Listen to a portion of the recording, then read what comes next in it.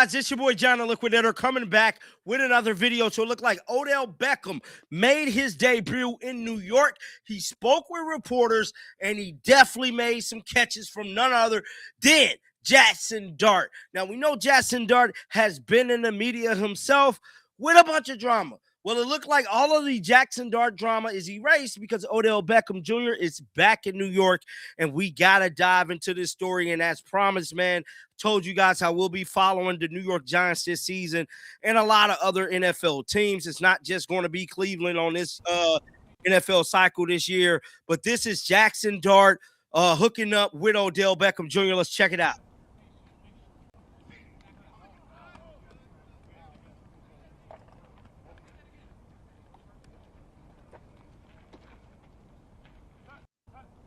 Now, I really hope Odell kind of make the most of his opportunity being back in New York.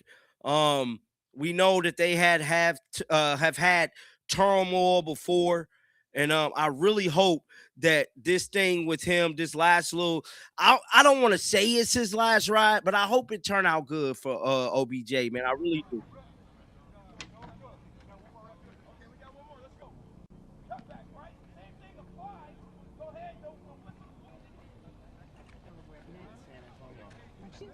Come on, you can't do that. I gotta get my arm for 10.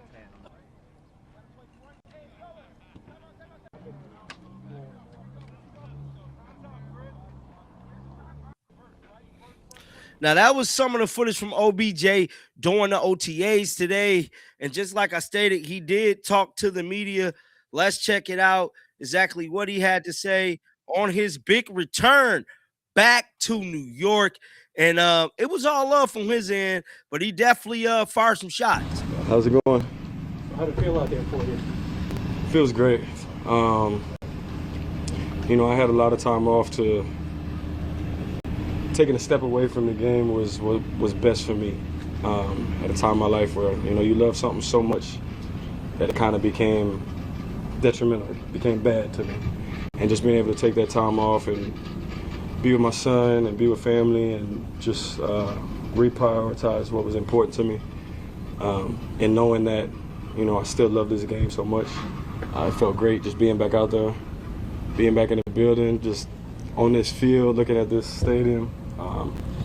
It's a pretty surreal feeling. So I know I got a lot of work to do. I know Harbs and I have already talked about it. Like I came here to earn anything, you know, everything in my life. Nothing was given to me.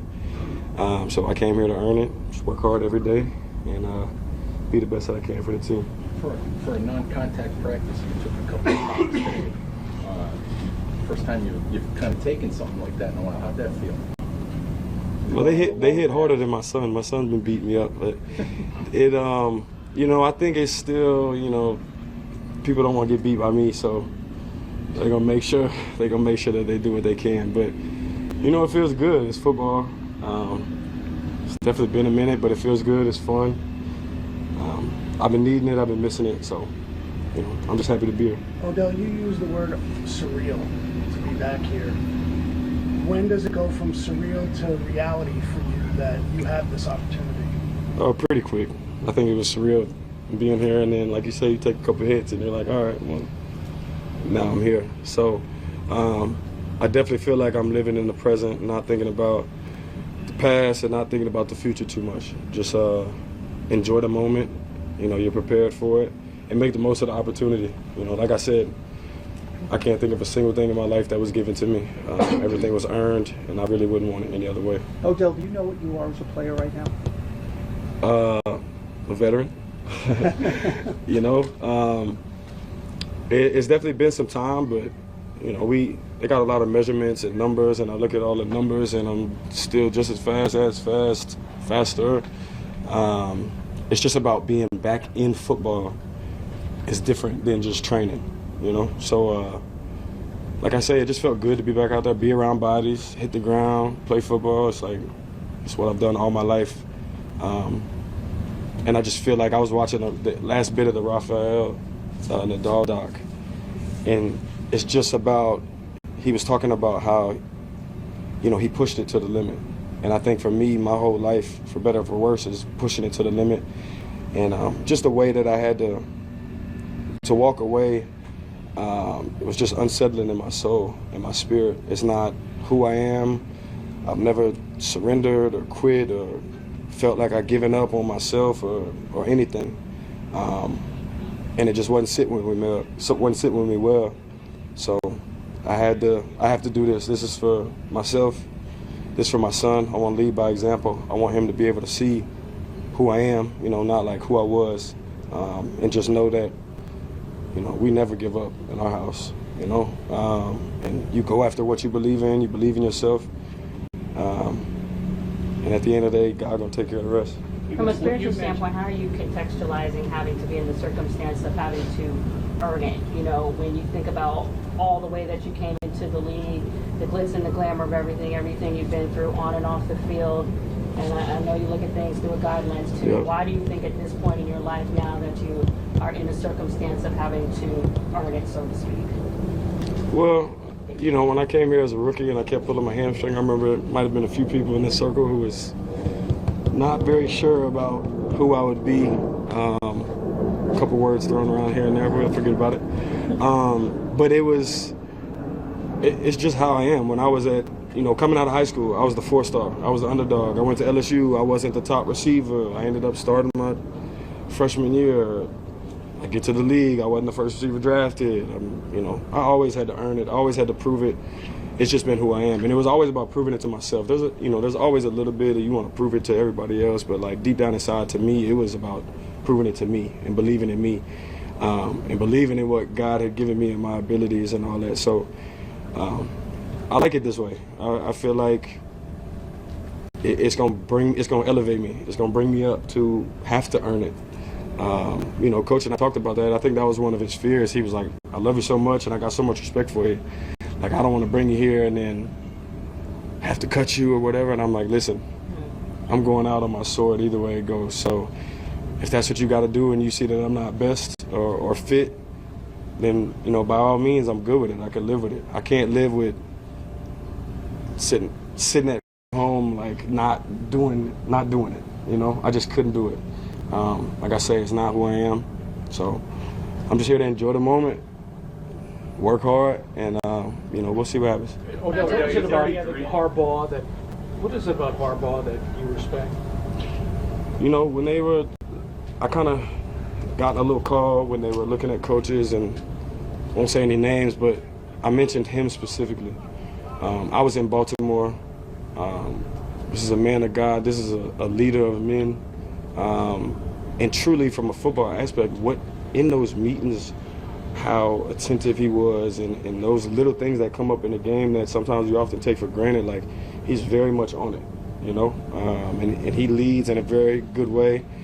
And he just was one of my favorite coaches that I ever had. So I spoke very highly of him when they asked me about who should be here, and I believe they got just the right man for the job, someone who could actually change the culture or at least start it in the right direction. Who asked you? Somebody.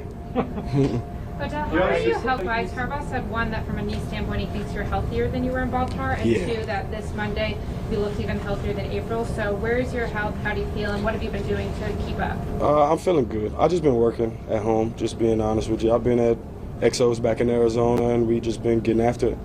And, yeah, Baltimore for me was tough because it was like right after the surgery and then kind of playing the whole year knowing you needed to do like a little something but you don't have the time.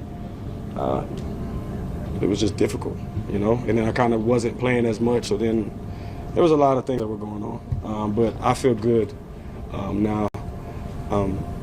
Like I said, I'm fast, I'm moving well. It's just now about repetition, building up your football endurance, back to the football IQ, knowing your spatial awareness, knowing where people are at, things that'll, they'll come back, but like with everything else, it takes a little practice. What's for you the best case scenario in this second stint with the Giants? Like, what do you want to see happen here? I think play well, win a Super Bowl. That's the best case. That's what you want to do. I used to be in here looking at these banners, and all I ever wanted to do for this place was win. Everybody knows you could write up however you want, but like I never wanted to leave here. I just came from a school where if we lost on Saturday, like, my season was over with. So I hate losing. I hate it. And all I ever wanted to do was win.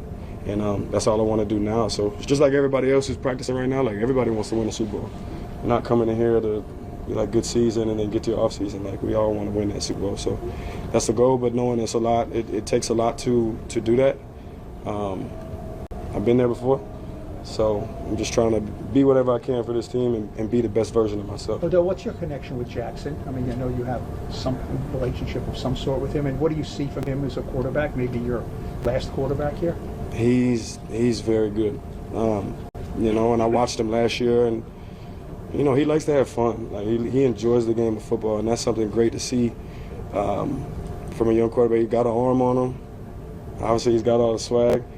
And the only connection we really have is LSU used to beat the hell out of Ole Miss, so that's about it. Speaking of how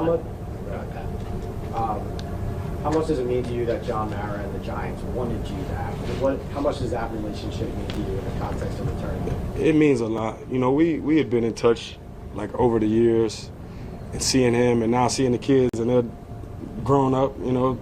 I remember when they were all in kids' jerseys, just being able to be here and see Mr. Mara, it's like I said, I want to win it, but it's like I want to do it bad for, like, this family. This family brought me in. They gave me my first opportunity, something I'll forever be grateful for. So many amazing memories.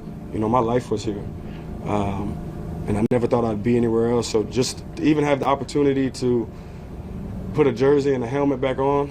I actually left one of my helmets here. It had dust on it, so it was good to see.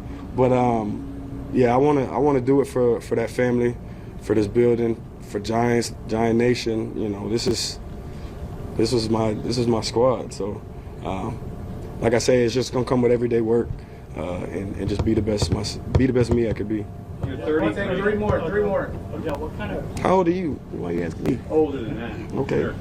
What kind of resource do you think you can be for Malik Neighbors, who's been, like you were, great on the field, going through an injury like you have, and has had some moments in his career where he's, you know, questioned coaching or questioned play calling, things that you went through early in your career? Yeah. I think I could be a great asset for him. You know, even when I wasn't here, I was hitting them up. I'm like, yo, no offense, but it's like, I know how they are. Like, I know how they gonna turn it and flip it and do it. I'm just telling you. And he comes from that school. We come from the same place. Like, we want to win that bad. Now, there's a way, you know, to do everything, and I think just with everybody else, like, everybody learns from their own ways and mistakes. Like, my son is gonna have all the game in the world, right? But he's still gonna grow up, and as an adult, he's gonna make his own mistakes, and I'm gonna be there to pick him up and, you know, maybe give some advice for the next time that he could carry. But at the end of the day, he's a grown man. He's gonna make his decisions, and I think when you go through an injury like that, it really, for a minute, it hardens you, but then it gives you a lot of experience. It gives you a lot of, you know, knowledge, and you get to learn a lot about yourself. So I think through this process, which has been a tough process, but I think he's gonna come out on the other end better, and I can't wait to see him back on the field. Obviously, we know what kind of player he is, so just however I could help him, anybody else, trust me, I know all the things to do, and I know the things not to do. So, yeah, 33. 33. Okay. Which I think is young, but in football terms, it's not. You know, it's not that young. You've had some serious injuries to your legs. Yeah. How much do you view this as sort of like your last chance to, you know, keep this going? Again, like I was saying, I was watching the Raphael doc, and it was like just seeing all the things he's gone through, and it's like, just for me, some people just have that heart. Like, I got up, tear my knee, I get up again, I get up, I'm gonna get up off that ground, you know? And you said 33, like it's dog years, like. But no, like, you know, I'm still moving at 20, 21 miles an hour. I'm still, you know, finding ways to get open. It's just like, it's not going to be the 195-pound 2014 number one receiver who knows the ball's coming to him every single time. I could kind of, you know, cheat with a lot of things. Like, it'll be very attentive to detail, very locked in, and knowing, like, okay, this is your opportunity, you know. It's just a different game. but I'm still ready. 33, it's a great age. Last chance, then? I look at it like this. God's given me one more opportunity to play, and whatever I do with that is that. I'm not saying that this is my only year, and I'm not saying that I got 5 more for you.